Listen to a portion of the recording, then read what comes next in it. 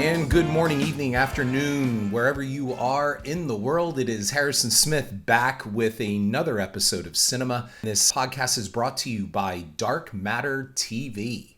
Dark Matter TV is a streaming platform where you can find not just current genre entertainment in horror, sci-fi, thriller, and action, but also classic content that takes you back to the great old days of late night cable and finding those cult and classic films that they just don't make anymore.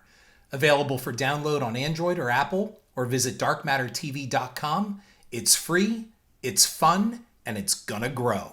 I kind of touch base on this topic and go back and forth. You can find remnants of it in previous episodes where one of the things that I talk about with this cynical attitude toward film and television and content and product is the feeling that whether you're a fan or a viewer or just a spectator in general, a very non-committed spectator, there is this belief of ownership over a property, whether it's a television show, a movie franchise, etc. And I've talked about this quite a bit. But also, there's been this odd thing since social media has started, and it's this belief that things are all about me. And before I get into the entertainment aspect of it, do yourself a favor while you're listening to this. Go online and go to whether it's Yahoo News, wherever you get your news from, where you can read comments underneath the article. Whether it's something along the line of a celebrity says they have an illness, or almost anything can apply to this. The comments are rarely about the topic at hand. Usually the comments start out with, well, this happened to me. I remember once when and it's always about that. Now, I know what you're saying. I sound like, the crabby old man ready to chase some kids off his lawn. But it comes down to everybody thinks it's about them. The article that you just read, let's just say it's a celebrity article. We'll keep it in the world of entertainment. It has nothing to do with you. And most of all, nobody cares. I hate to sound like that. Like, I sound cynical. Nobody cares about your illness. Nobody cares about what's happened to you, especially the ones that are reading these articles. No one cares. And yet we put this out there. It's all about me. You remember back in the day when Netflix, and I don't know if they still do this or not, but online, especially for their DVD service at that time, this is going way back, I guess, a number of years, but they had a review page where you could go on, watch something on Netflix and leave a review. And every once in a while I'd post one just for some type of leisure writing, recreational writing. And especially if I saw something particularly good that, hey, look, I feel that really somebody should take a look at. And it was more than just, I liked it or it sucked. It was always a well thought out review, which gives support as to why I think you should watch this film or maybe avoid it. And I rarely posted anything to say to avoid, because my attitude is just don't comment on those things. I usually try to just leave a positive recommendation for somebody that's trolling through these reviews for whatever reason. I actually wrote a couple of these down because they just stood out to me. The one thing that I've noticed with online reviews, whether they're Amazon, Netflix, IMDb, and again, I need to correct myself. I just caught myself here. They're not reviews. They're comments. A review is an entirely different thing. Somebody leaving a comment is not a feature film review. I did some really good examination of online comments and how they are not reviews with, I believe it was episode 6 in my interview with filmmaker Tucky Williams. Go back and listen to that. She has some great things to say on what constitutes an online review versus what constitutes a comment. One of the things that I noticed about these comments is the amount of hyperbole that goes on with these things. I mean, whether the overused word of epic, like epic fail, this thing was epic. All these ridiculous words that really in the end mean nothing. But one of these reviews for the movie Fargo, the Coen brothers movie Fargo, stood out to me, and I'm going to read it to you right now. And this is a quote of that comment. Are you ready? And it says, "Okay, I watched this movie 1 billion times, and every time it gets better and better. One time I saw it 3 times in one day. I watched it in English, then dubbed in French, then back in English. I am actually going to watch it now. And then all caps, that's how much I love this movie. We'll get to the hyperbole on watching it a billion times in a moment. It's all about me. That's how much I love this movie. This is not a review. And in fact, I'm amazed that it wasn't some 12-year-old that wrote it. It reads like that. So the reviewer watched Fargo a billion times. The film runs 98 minutes. So 98 minutes times 1 billion, and you get my point. Not only did this reviewer, I should say, watch it 3 times in one day, they watched it in all the available dubbed languages, and then continued to let us know that they are going to spend more time watching it right at the moment we are reading their comment. Then to add emphasis, as if all of this were not enough, like I said, they write it all in caps how much they love Fargo. So I know what you're thinking. Again, get off my lawn, you rotten kids. But part of cinema is the inability of an audience to use critical thinking in separating emotion and the odd belief the movie and its subsequent review are all about them. Where is the review for Fargo, folks? That's what I'm asking. I see a comment. I don't see a review. It's very clear this statement is all about the author. There is no criticism, no analysis, not a shred of critical thinking. It's about me. I love this movie. I enjoyed this movie. It's my favorite movie. Let's use Fargo for one other example that moves me closer to my point. This leads me into a whole other avenue here for people that also feel that online commenting is also a place for psychotherapy. So here is another actual comment from the old Netflix movie review page.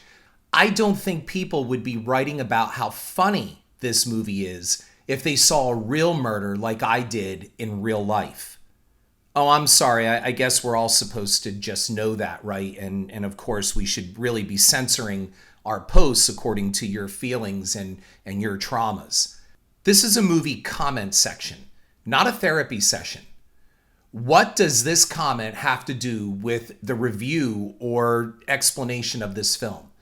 This is not an objective review on a piece of culture. This is a person working out mental trauma in a public forum to draw attention to themselves. If this person insists on sharing their private pain, well, then they should see a therapist rather than putting it out onto the net. What this has to do with them and the horrible thing they experienced and their view that others would change their mind and position on Fargo leads to one answer. The commentator, not reviewer, needs to exercise their demons in a more appropriate place. Nobody cares that you saw a murder in real life. I'm sorry that happened.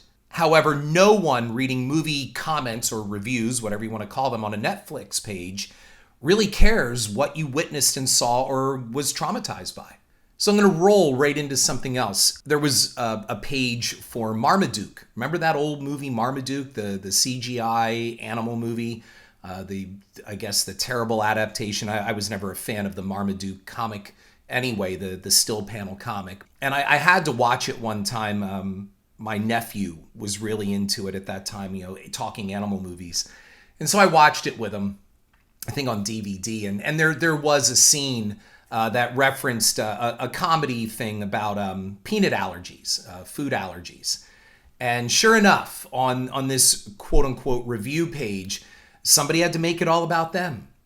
And they wrote this, and this is an actual quote for Marmaduke. I like this movie except for the unnecessary comment about peanut butter and food allergies when Marmaduke goes on a date with Jezebel.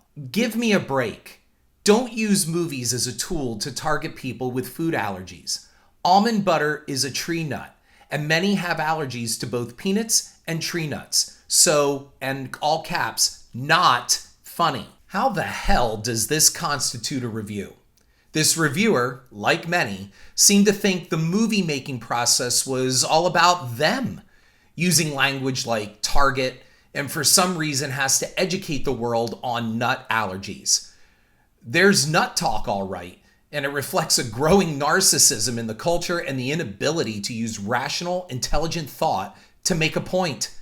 Self-centered emotionalism has taken over and has created a dangerous smokescreen. The real danger in Marmaduke is not nut allergies, but rather it is a film that really isn't a film. It's a prefabricated showcase of product placement and overproduced auto-tuned songs stitched together with bad CGI and mediocre human talent and passed off as good family entertainment to the masses that embrace it. It is mediocrity, realized and seen as acceptable by an audience that doesn't know better, and here's the most important part: they don't want to know any better. I plan on sometime soon doing a cinema episode on the movie Popeye, which to this day still gets a lot of flack and a lot of garbage, and it's currently streaming at the time of this recording on Netflix. I personally feel that it is Robin Williams' best motion picture, and I know a lot of people out there are going to argue against that, and they're going to throw up all kinds of things. I feel it's a film that best showcased all of his talents. It's wrongly perceived as a box office bomb. It did not bomb. It made a profit for Paramount Pictures, and Disney even got their hands in on that one. And Williams had criticized the film and generally regarded his first feature film choice as a big mistake.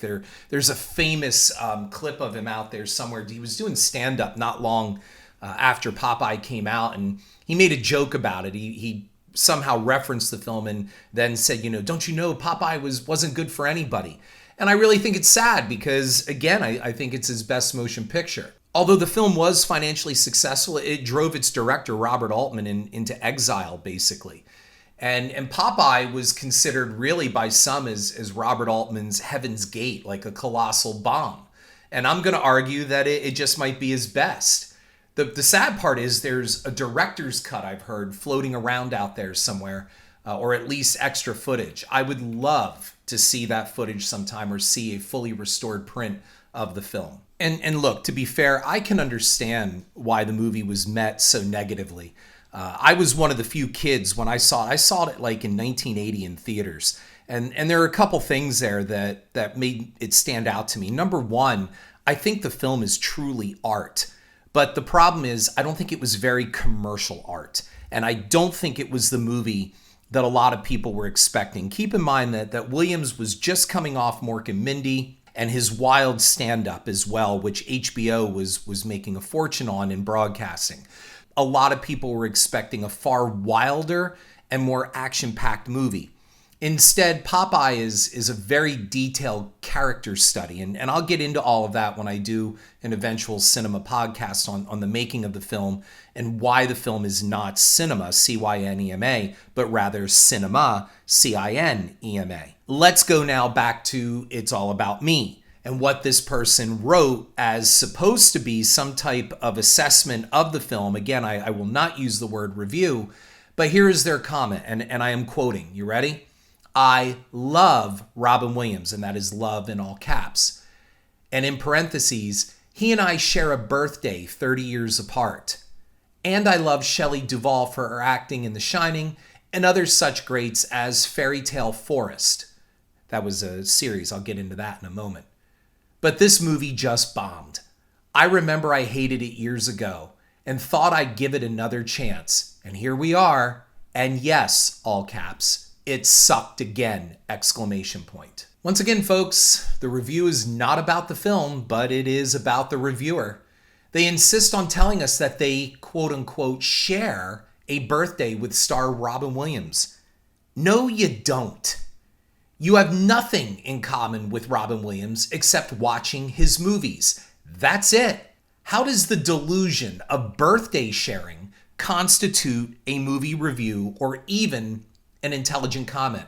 The reviewer never met Robin Williams, nor shares any personal relationship with him, so the word love is another example of overused hyperbole. Let's continue in that quote. I love Shelley Duvall for her acting in The Shining and other such greats as Fairy Tale Forest. The reviewer loves Duvall so much she gets the name of Duvall's program wrong, as it is Fairy Tale Theater, if you folks remember that. The reviewer then teases with the possibility of making a real critique involving Shelley Duvall's acting.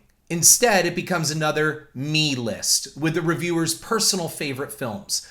For example, nothing is said about the overwhelming positive reviews on Duvall's Turn as Olive Oil, with some critics who derided the film, confessing an Oscar nomination should not have been out of the question for Shelley Duvall, even though they didn't like the rest of the movie. If the reviewer, and I quote, loves, in all caps, Robin Williams, what about a look at his performance as the iconic cartoon sailor? The reviewer loves him, but won't even spare a few sentences on his performance. And then let's look at that last part. Thought I'd give it another chance, and here we are, and yes, it sucked again. With nothing to support this review but personal feeling, the author drops the generic sucked to sum it all up. And let's stop here for a minute and really split some hairs. What exactly does the word suck mean? I think we do know, and for those of you who don't remember, way back in the day in the 80s, in the late 80s, they turned Uncle Buck into a TV series, a brief CBS, I believe it was, TV series.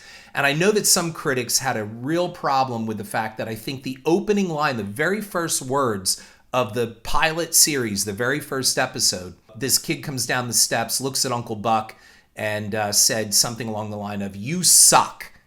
So what does the word suck mean? I mean, it's become so generic now and so mainstream that we don't even stop to think about what it means. We just apply it to whatever we don't like. That food sucks, that drink sucks, that car sucks, that movie sucks, that song sucks, that TV show sucks, you suck, I suck, cinema sucks. What does it mean? Well, I'm going to tell you what it means. It means suck dick.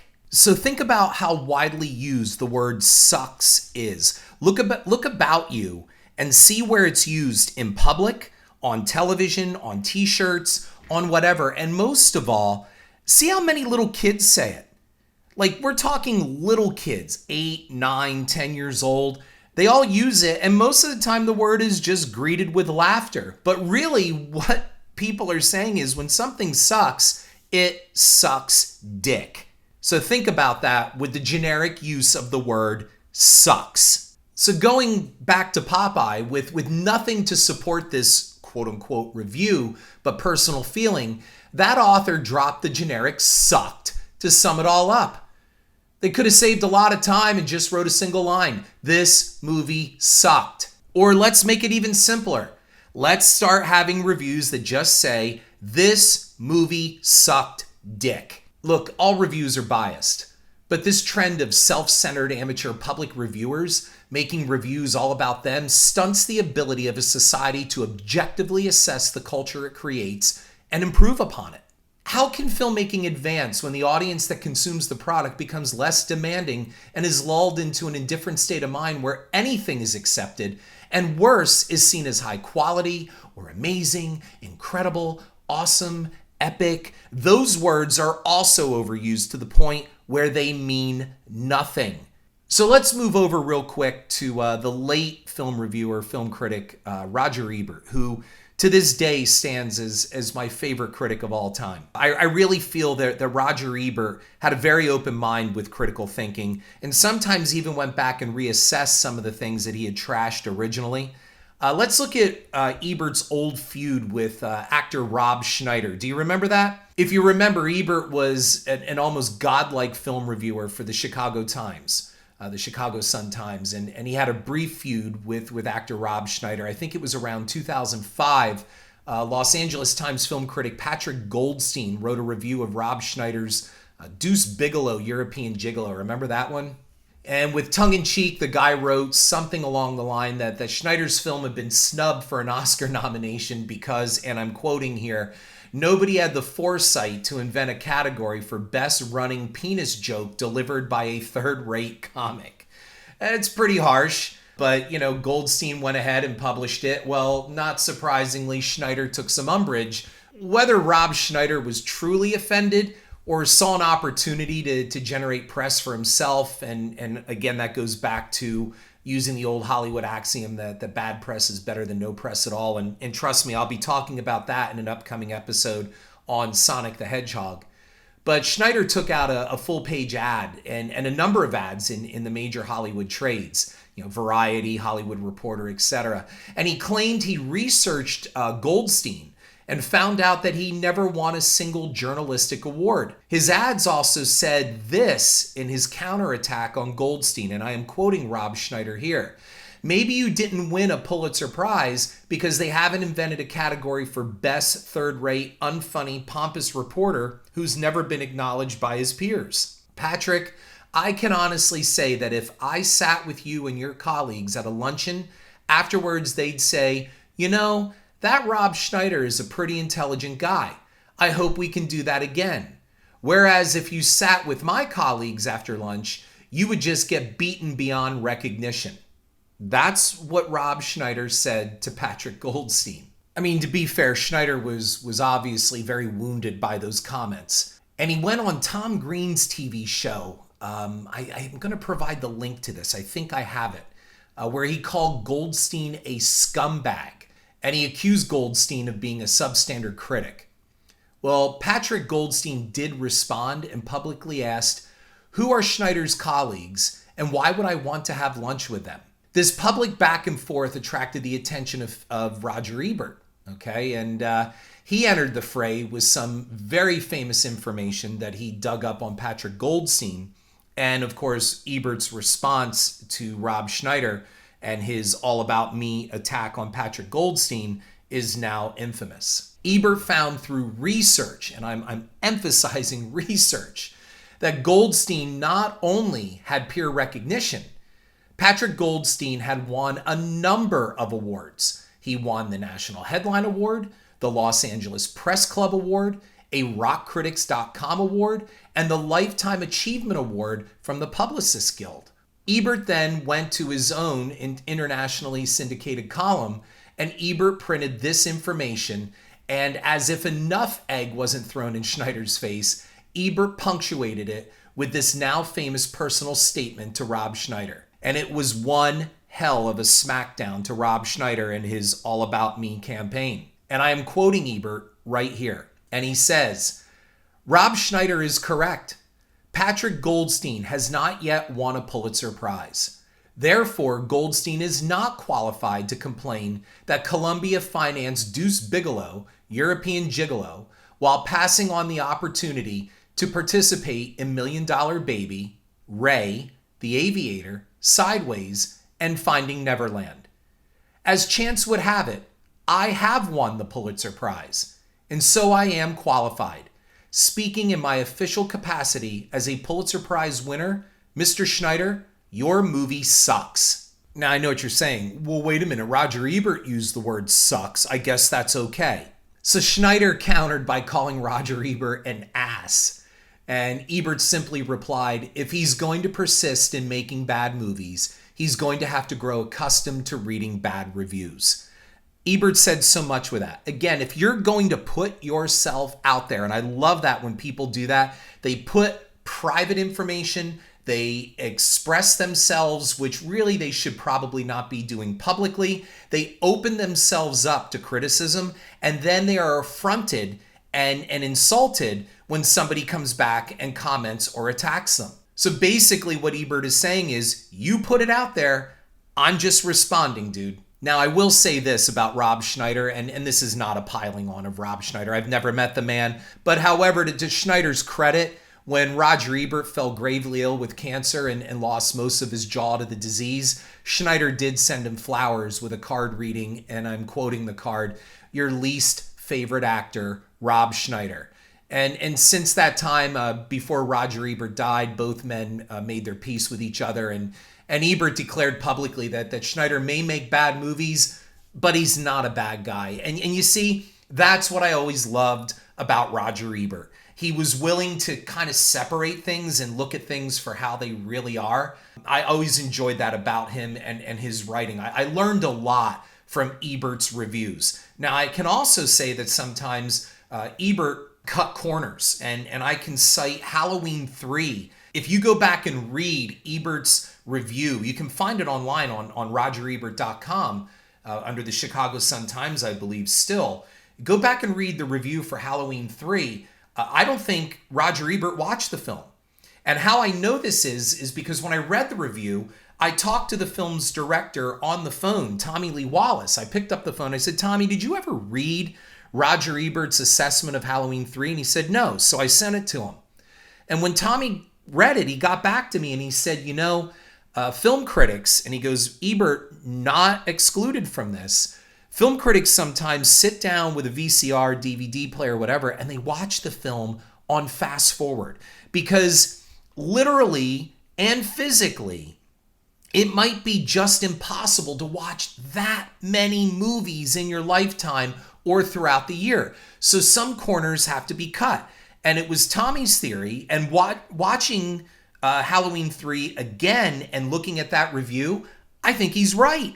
I think Ebert sat down, probably felt, it's Halloween 3. What more can we say about this? Not even realizing that Halloween 3 had nothing to do with the other films. And he just sat there and visually scanned. And he just kind of picked it up through extrapolation. That's what I think. I really do. And then he just would stop every once in a while, listen to a scene or something to give some detail to the review. But I don't really think he really watched Halloween 3. Read that review. I will provide the link in my show notes. But going back to It's All About Me, after Schneider, of course, sent those flowers. With a single stroke of logic and fact, Ebert put out the fire between Schneider and Goldstein and perhaps gave Schneider something to think about, and that maybe it wasn't all about him. Ebert's deft handling of the situation, while hardly a national crisis, showed reserve and even respect for Schneider as he stayed away from a personal attack against the actor. He assessed the actor's body of work and found himself qualified in his usual perceptive review to criticize Deuce Bigalow with adding a humorous punchline, and that was, "Your movie sucks." And in fact, Ebert went on to publish a book with that very title, Your Movie Sucks. But Ebert didn't use sucks as the foundation of his review. He used the term in the proper humorous context as a useless exaggeration for fun, not to intelligently assess a piece of popular culture. Ebert also used restrained dialogue to foster civil discourse that in the end showed that he didn't take himself or the media feud all that seriously. True power is never having to use it, if you remember that quote. And Roger Ebert had the power to destroy Rob Schneider with the vast power of his column, as well as much of Hollywood behind him. Schneider made it personal and all about him. And in the end, set things right personally with that card and flowers to Roger Ebert. So I'm going to end this short podcast with this. Dear audiences, it's not about you. No one cares about your allergies, birthdays, traumatic events, your kids, as much as you think they should. The next time you go to use the word sucks, and you may be using it for this episode, think about what sucks really means. And if you don't care, think about that the next time your 6-year-old lets it roll out of their mouth. This is Harrison Smith. Thanks for listening. I look forward to talking to you next week. And again, this episode of Cinema has been brought to you by Dark Matter TV. Head on over to Apple Podcasts and give a rating and review. Cinema is also available on YouTube, Spotify, iHeartRadio, Stitcher, and Google Play Music and more. Check out my cinema blog on horrorfuel.net and download Dark Matter TV for your Apple or Android devices.